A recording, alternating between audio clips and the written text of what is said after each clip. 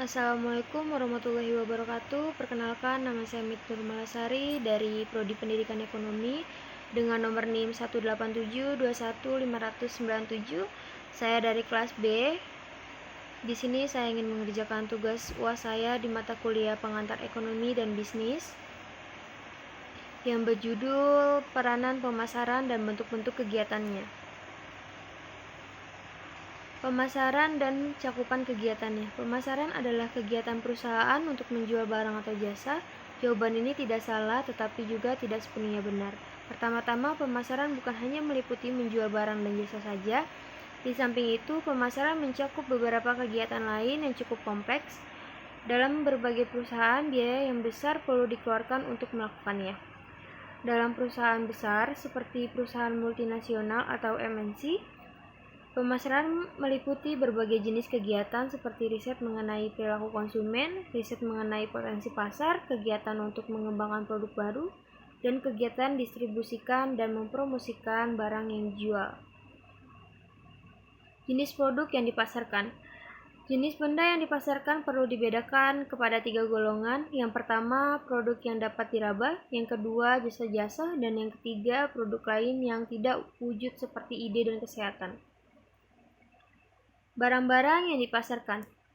Memasarkan barang merupakan kegiatan pemasaran terpenting. Sebagian besar produk usaha terdiri dari benda-benda yang dapat diraba, terutama barang-barang konsumsi yang dibeli masyarakat untuk memenuhi kebutuhannya. Dari segi kegunaannya, barang-barang dibedakan menjadi 2 golongan, barang konsumsi dan barang industri atau barang modal. Yang dimaksud dengan barang konsumsi adalah barang-barang jadi atau final goods yang akan digunakan untuk memenuhi kebutuhan masyarakat. Contohnya adalah baju, sepatu, makanan, mobil, dan perabotan rumah. Sedangkan barang industri atau barang modal adalah barang yang digunakan untuk memproduksi barang lain. Peralatan industri, peralatan toko, alat-alat untuk keperluan kedokteran, dan alat untuk melancarkan komunikasi dan pengangkutan. Jasa-jasa yang sering dipasarkan. Dalam masyarakat terdapat berbagai jenis jasa, tetapi seperti juga barang biasa. Tidak semua jasa secara aktif dipasarkan. Beberapa jenis barang, terutama pertanian, pemasarannya berjalan secara alamiah, tidak terdapat promosi yang sungguh-sungguh untuk melakukan pemasarannya. Hal yang sama terdapat pada jasa perusahaan menjual jasa, tetapi tidak semua dipasarkan secara intensif. Contohnya adalah jasa angkutan kereta api, jasa angkutan bus antar kota dan antar provinsi atau antar kota, dan jasa pendidikan yang disediakan oleh pemerintah. Jenis pemasaran yang lain. Jasa yang diberikan oleh keindahan alam dan peninggalan sejarah adalah jasa yang unik dan tidak dapat dikategorikan kepada jenis jasa yang biasa.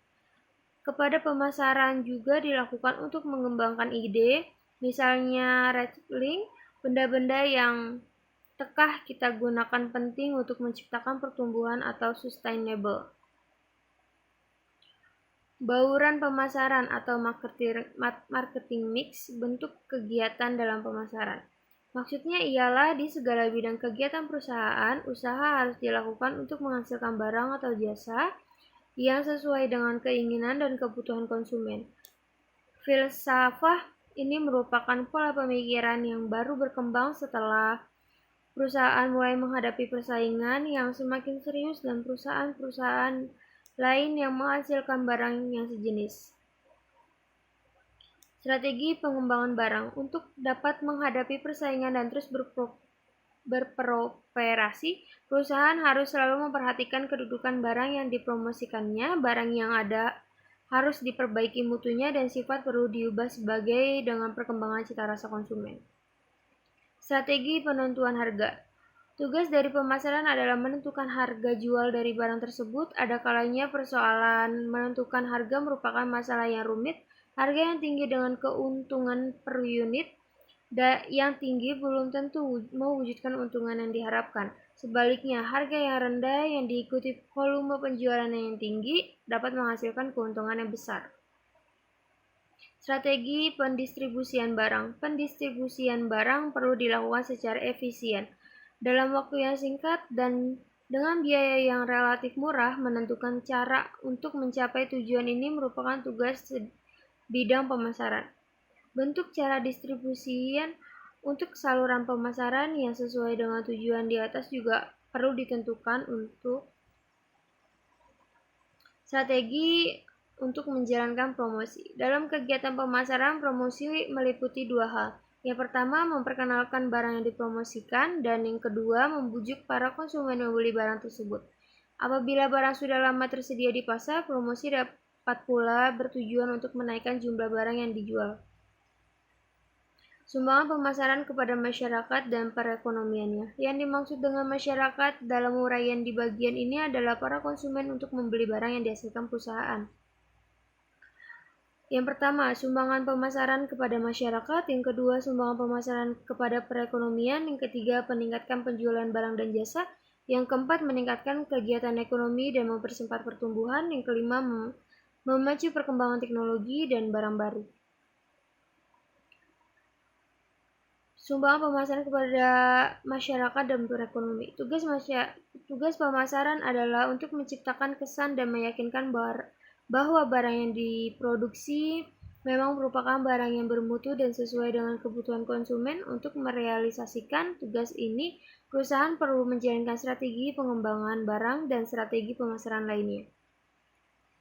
Pergolongan barang dari sudut pandangan pemasaran. Yang pertama, barang konsumsi dan barang industri. Yang kedua, produk lain dan bauran produk atau produk mix.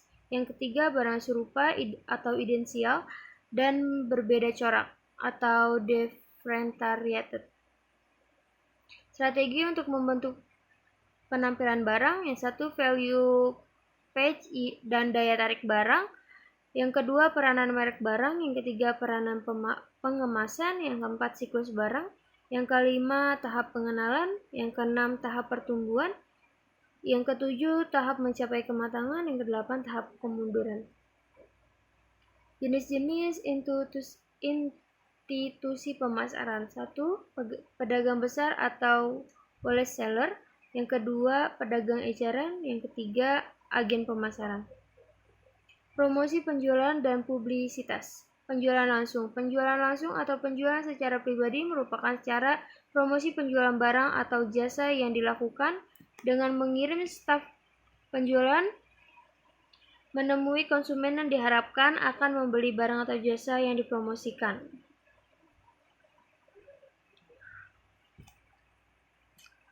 Publisitas dan hubungan masyarakat.